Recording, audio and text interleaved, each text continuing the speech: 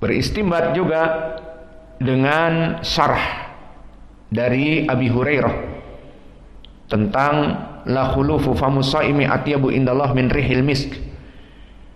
Diriwayatkan oleh Ad-Daruqutni dengan sanad dari Abi Hurairah, qala laka siwak ilal asr, bagi kalian kaum muslimin bersiwak hanya sampai asr saja.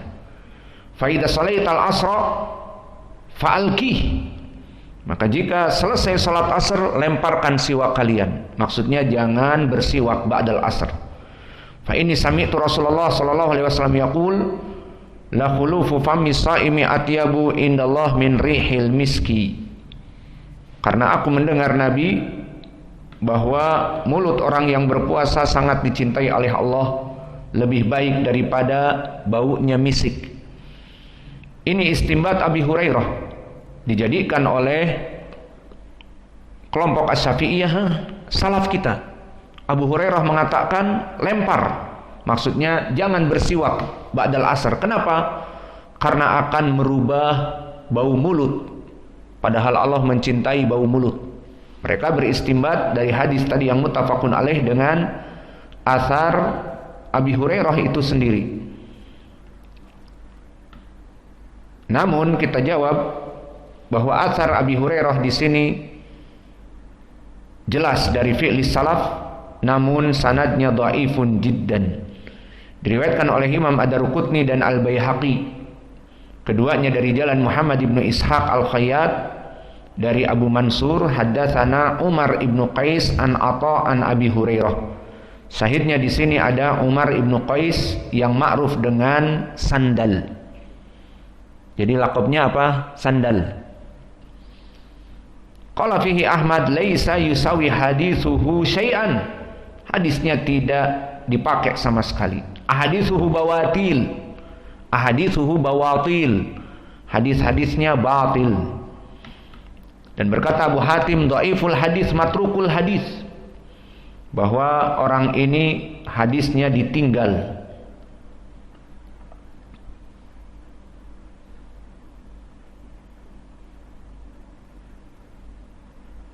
Dan disebutkan oleh Imam Ibnu Sa'ad, fa'amsiku hadithahu wa alquhu, dilempar hadisnya. Tidak ada apa-apanya di dalam ilmu hadis. Maka para ulama telah mendhaifkan asar ini, seperti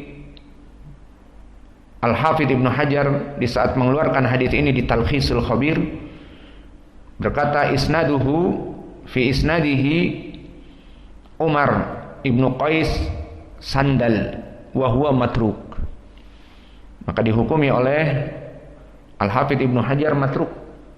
Dan berkata Ibnu Mulakkin di Al-Badr Munir, wa fi sanadihi Umar ibnu Qais Sandal al-Makki wa huwa wah, dan kalimat wah dhaifun jiddan. Fa ala hada la yujad fihi wajhu dalalah ala karahiyati al-istiyaq ba'dal asr. Karena istimbatnya dengan ucapan Abi Hurairah dhaifun jiddan. Wa ma'adalik al-khuluf. Apa makna al-khuluf? Makna al-khuluf adalah raihatul fam minal khulu al-mi'dah. Baunya mulut yang datang dari kosongnya lambung, dari asam lambung yang naik. Maka la yaziluhu bisiwak, tidak bisa hilang dengan asiwak. Meskipun siwak itu menghilangkan yang di mulut dari bakteria-bakteria dan tidak masuknya makan dan minum, maka asal dari baunya ini dari perut. Maka ini yang kita katakan tidak ada wajah pendalilan dengan bersiwak kemudian tidak bau mulutnya. Bau mulutnya itu dari lambung. Kemudian beristidlal juga dengan hadis yang diriwayatkan oleh Ibnu Umar, yang diriwayatkan oleh Abu Hatim, Muhammad ibnu Hibban, karena Rasulullah sallallahu alaihi wasallam yastaku akhirun nahar wa huwa shaim, bahwa Nabi dulu bersiwak di akhir siang dan dia dalam keadaan puasa. Syahidnya di akhir siang.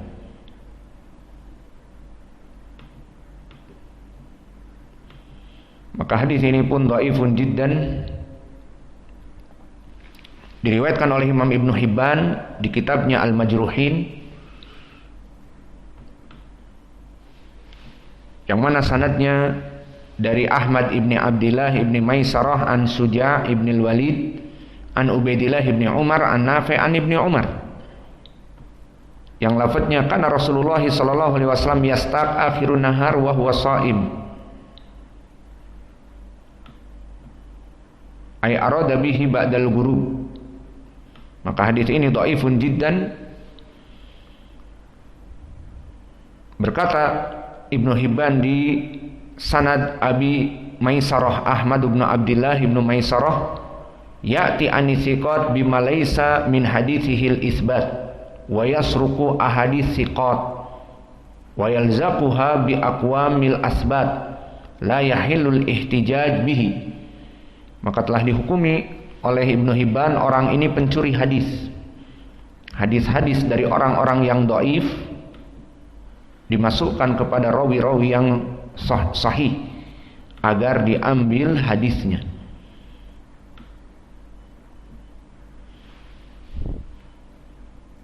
Dan begitu pun datang dari hadis Khabbab. Maka wajah pendalilnya tadi bahwa Nabi tidak melaksanakan siwak di akhir dari siang. Dan ini sanadnya dhaifun jiddan. Dan yang dijadikan pendalilan juga dari Khabbab bahwa Nabi Muhammad SAW, idza sumtum fastaqu bil ghadati wala tastaqu bil asyi fa innahu laisa min shaimin taibasu syafatahu bil asyi ila kana nuran baina ainaihi yaumal qiyamah lam yarfa'hu Ali.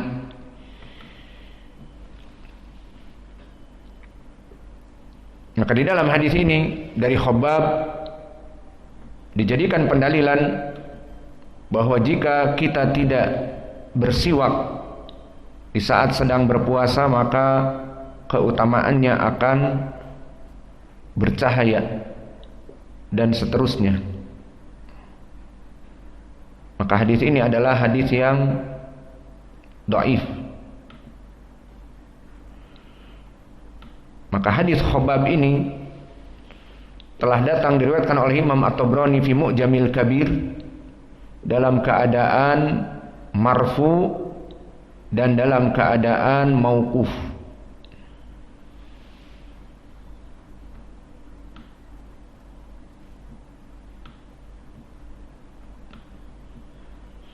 Maka semua sanadnya bersanad kepada Kaisan Abu Umar, telah didhaifkan oleh Imam Ahmad dan Ibnu Ma'in.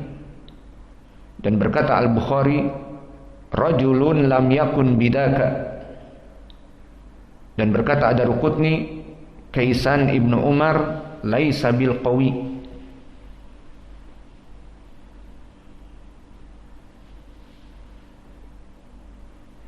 Maka inilah yang menyebabkan terjadi dua periwayatan, yang marfu dan yang mauquf.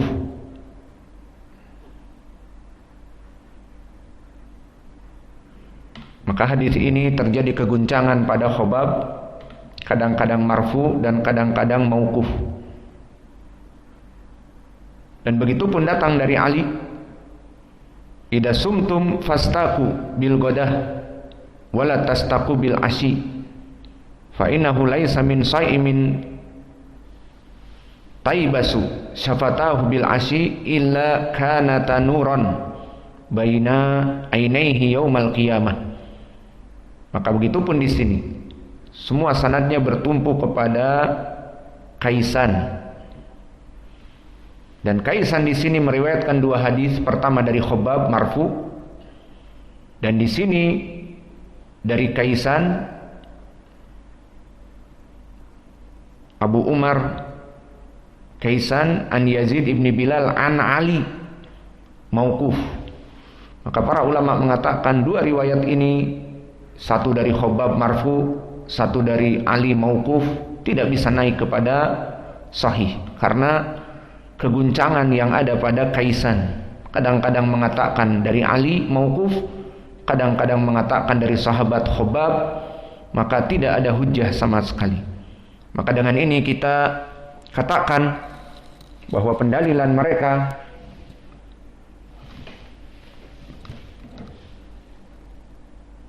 tidak ada yang benar, baik beristidlal dengan hadis yang sahih, la khulufu fami saimi atyabu indallah min rihil misk, namun tidak ada wajah pendalilan. Dan pendalilan yang sharih seperti Nabi meninggalkan bersiwak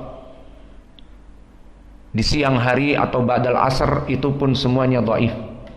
Maka kesimpulannya bahwa bersiwak, barakallahu fikum, bukan dari makruhat. Kemudian kita masuk kepada perkara yang setelahnya, al-madmadah fi ghairil wudu. Maka kata sebagian ulama, maka ini masalahnya khilaf, al-madmadah fi ghairil wudu, dimakruhkan seseorang banyak berkumur, setiap waktu berkumur tanpa wudu, pokoknya berkumur, mendinginkan atau bagaimana, mengisi karburator agar dingin. Maka di sini dari perkara yang ikhtilaf di kalangan para ulama, apakah dia makruh atau mubah. Maka kita simpulkan di sini atau kita bataskan di sini dengan lafaz al-madmadah fi ghairil wudu, di mana mereka melaksanakan tamadmad ataupun berkumur tanpa wudu, agar kita mengeluarkan dari permasalahan pembahasan kemarin al-mubalaghah fil madmadah wal istinsyaq. Maka ini sepakat perkara yang makruh. Di sini kita keluarkan bukan dalam keadaan wudu.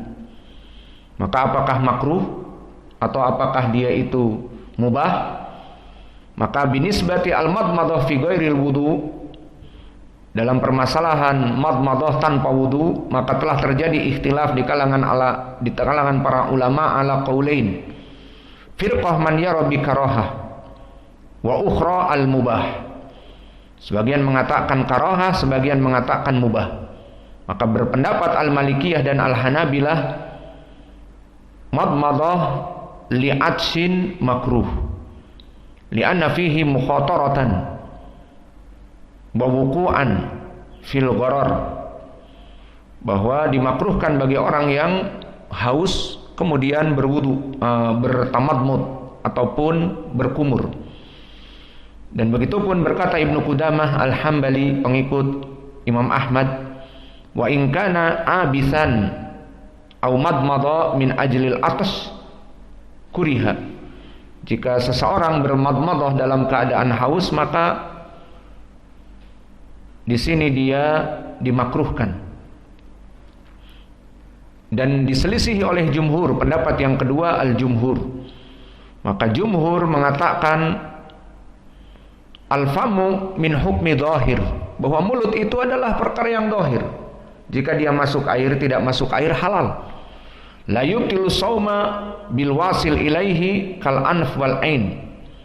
Maka tidak dimakruhkan dan tidak membatalkan bagi mereka orang-orang yang melaksanakan madmadah. Dan pendalilannya yang rajih adalah ucapan jumhur, hadis yang diriwayatkan oleh Imam Abi Daud rahimahullah, haddatsana Ahmad bin Yunus, haddatsana Laits, tahwil sanad, haddatsana Isa bin Muhammad, akhbarana Laits ibnu Sa'ad. Maka sanadnya dua-duanya bertumpu kepada Laits.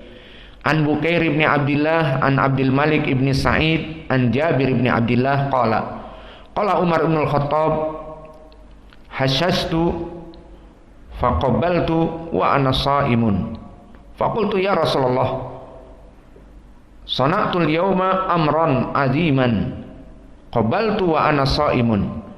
Qala ara'aita law madmatta minal ma wa anta shaim Qala Isa ibnu Hammad fi hadithihi qultu la ba'sa bihi summa ittafaqa qala fammahu. Dan Isa ibnu Hammad di sini seorang rawi mentafsirkan,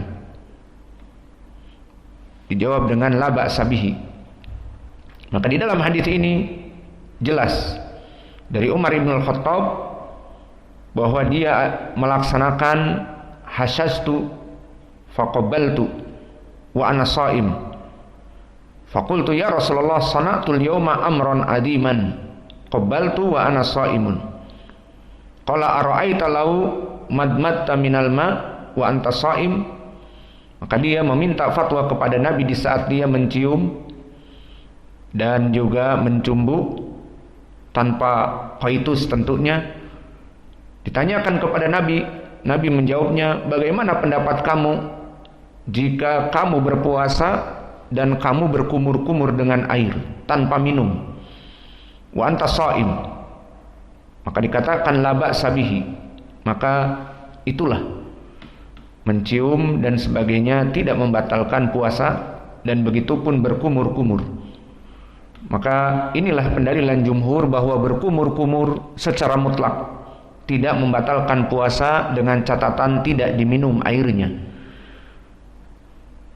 Maka ini pendalilan dari ucapan jumhur, diriwayatkan oleh Imam Abi Daud, Ad-Darimi dan Ibnu Hibban dan Al-Bazzar, yang mana sanadnya bertumpu kepada Laits ibnu Sa'ad. Qala haddatsana Bukair ibn Abdullah Al-Ashaj an Abdul Malik ibn Sa'id Al-Ansari an Jabir ibn Abdullah dari Umar. Hadis ini semua rijalnya thiqat, dan Jabir ibn Abdullah huna huwa as-sahabi, dan meriwayatkan dari Umar karena Jabir ibn Abdullah sahabi shagir, maka dia meriwayatkan juga dari Umar. Maka hadis ini hadis yang sahih. Maka di sini pun perkara yang kedua, berkumur-kumur di siang hari Ramadan tidak membatalkan puasa, tentu dengan